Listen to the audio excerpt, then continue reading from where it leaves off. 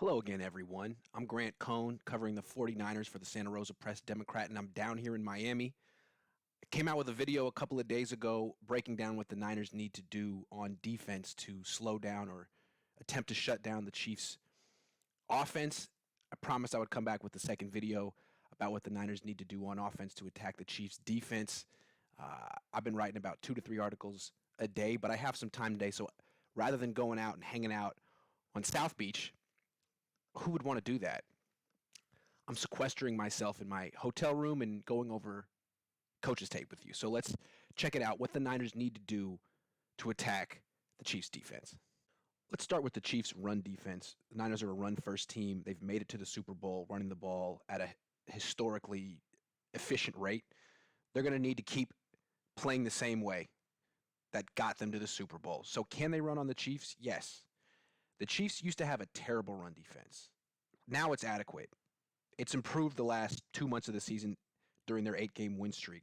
They have a new defensive coordinator, Steve Spagnuolo. It seemed like his players were a little confused on what they were supposed to be doing the first half of the season, but it seems like they've got it down a little bit more. Now, what do they do to stop the run? They're not a great run defense. They're adequate.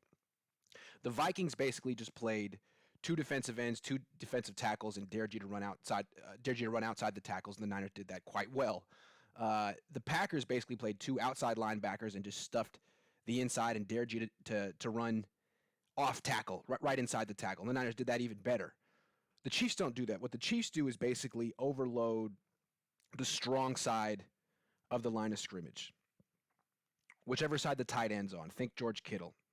If the tight end's over here, they're going to have a bunch of people over here and really discourage you from running this direction and encourage you to run this direction. Like I said, not a great run defense, but not a bad one, and it's a pretty good strategy, especially against the Niners. You can't let them you can't let Kittle beat you as a blocker. You know they want to run behind him. You can't let him do it. So, you notice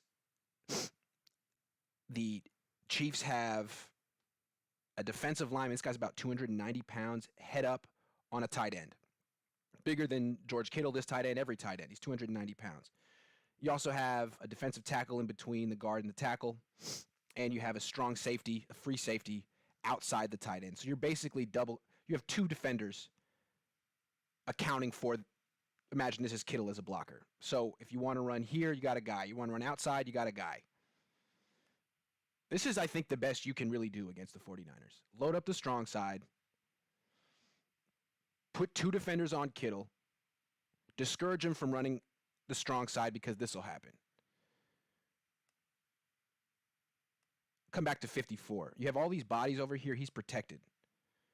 No one can get out and block him. He tries. He's totally unblocked, and he just catches Derrick Henry for a gain of only 3. So, as successful as the Niners are running behind Kittle, I don't think this is the week to do it. I think they got to find other ways to run the ball. Okay, again, here's how the Chiefs line up against the Titans. The Titans are in 21 personnel here, which means 2 running backs, 1 tight end. The strong side of the formation is over here at the tight end side, and the Chiefs have 1, 2, 3 defenders over here. They got a defender in the C gap, in the A, B, C gap, and a defender, Tyrann Mathieu, the strong safety, setting the edge in the D gap. So they're really discouraging you from running it in the 2 places the Niners want to run the ball the most. Outside Kittle and inside Kittle. Those are the 2 places. So that's really what the Niners shouldn't do in this game. Force it where the Chiefs are intent to stop it. There's other places you can run. I mean, look at all this space over here. Look at all this space right here. Let's see what the Titans do with it. They just run outside zone to the weak side, away from their tight end, and they have all this space. A lot of room. See what I'm saying?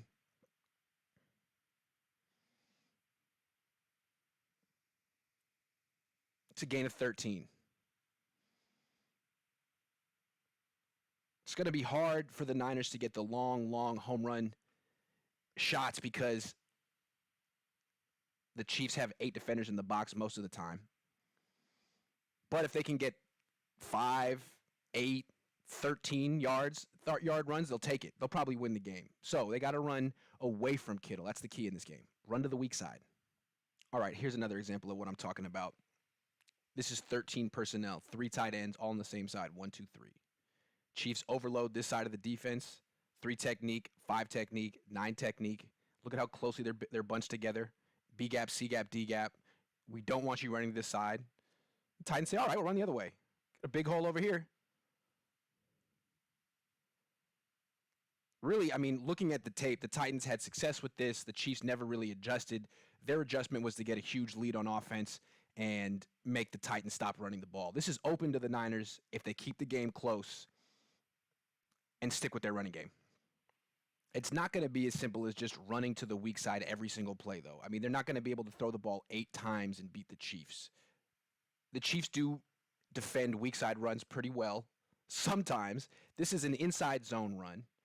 Their outside linebacker, Reggie Ragland, who doesn't play in the nickel defense, he's their base defense thumper, comes up and thumps the hell out of the fullback, knocks him back. That's a gain of only 4. This is a formation the Niners will use. Think of the Titans are doing everything right. They're running away from their tight end. They're leading up with their fullback. Imagine this is Kyle Juszczyk. Well, Reggie Ragland is really, really tough and good against the run. So even if you run against the weak side, you might have some times where you only gain 4 yards or 2. Or you lose 1. So they're going to have to mix in more than just weak side runs in this game because of players like Reggie Ragland. Also, check this out. The Chiefs understand that offenses want to run to the weak side against them. They understand that they're loading up the strong side and daring you to go this way. So this linebacker right here is anticipating the run to the weak side, and he jumps it. Like a power hitter anticipating the curveball. You know that it's not going to be. Teams don't want to run into all that congestion on the strong side. Anticipate the run to the weak side and beat them to the punch. Like I said, it's not going to be as simple as just running the ball 45 times the same direction. The Niners have to mix it up with some other things, and I'll show you what. Okay, so what should they do to augment their weak side running game? Well, obviously play action. Obviously play action to take advantage of these linebackers who are so aggressive to stop the run. I showed you 54 Damian Wilson. 59 Reggie Ragland. Look at how aggressively they all bite on this play action. Especially Damian Wilson. He's lost. This is his mistake. He's responsible for this 37-yard gain. The Chiefs here are playing cover 3, so both cornerbacks are instructed to play outside leverage, which means they're funneling the wide receivers to the middle of the field. And if these linebackers bite on the play action fake, it's just pitch and catch to the wide receiver. The cornerback, there's nothing they can do. They're in a trail position. They're playing outside the receiver who's breaking inside. The Niners do this all the time. Play action with the deep in route, the dig. I mean, this could be Deebo Samuel, Emmanuel Sanders. They can do this a lot against, and they should, to take advantage of how aggressive these linebackers play, especially when they're trying to jump the runs to the weak side. Hit him with the play action. Here's another example of what I'm talking about. Anthony Hitchens here is so geared up to stop the run because the Titans are a run-first team, just like the 49ers. Runs 4 steps in the wrong direction, realizes too late it's a pass, spins the wrong direction, totally lost. Can really take advantage of these guys. Most teams have linebackers who either specialize in coverage or run stopping. The Chiefs have 2 guys who specialize in run stopping. You can take advantage of them with play action. Got to be careful with the play action, though, because as poor as the Chiefs' inside linebackers are in coverage, as susceptible as they are to play action fakes, their cornerbacks are both pretty good. And I showed you the one clip of the guy getting beat over the middle early in this game, this one, Bashaud Breeland, but here he is with just excellent coverage on the same route, gives up 0 separation and almost intercepts the pass at the end. So there's not going to be any easy answers for Jimmy Garoppolo in this test. It's not like if we do this, it'll always be open. He needs to be careful, not throw into small windows, find the wide open receiver, because there probably will be one if he looks through his progressions, and not force it, because Ryan Tannehill forced this pass into the coverage of a pretty good cornerback. Now, this is the final clip I'm going to show you. And I want to show you this to impress upon you how crucial it is that the Niners keep this game close, stick with their run game and their play action game. If they fall behind and have to throw the ball to get back in the game, the Chiefs have a terrific drop back pass coverage. They're a little susceptible to play action because of their linebackers, but this is 3rd and 10. If they're up by 3 touchdowns or the Niners are in 3rd and long, the Chiefs can play man-to-man coverage with 2 safeties deep, which is very, very difficult to throw against. You got this guy basically double covered, this guy basically double covered, the tight end's covered underneath. He's not close enough to the sticks to even be a factor. 2-man coverage is really tough for any quarterback to beat. The best way to beat it is by scrambling. Like Colin Kaepernick would destroy 2-man coverage, and teams wouldn't really cover it against him because you got all these guys with their backs to the quarterback, and he can just scramble for, if it was Colin Kaepernick, he'd scramble for 60 yards. Ryan Tannehill, it's 6 yards, and it's a punt. Jimmy Garoppolo, it's no yards. It's, maybe a sack because he's holding the ball or throwing down into coverage or throwing the ball away. He can move a little bit, but he's not going to consistently beat 2-man coverage with his legs.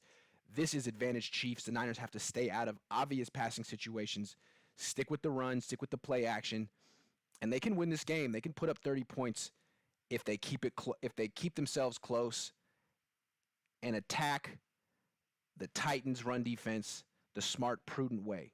Don't go with your ego. Don't force the ball behind George Kittle because he's your best player. Be smart. Take what the defense gives you. What do you guys think?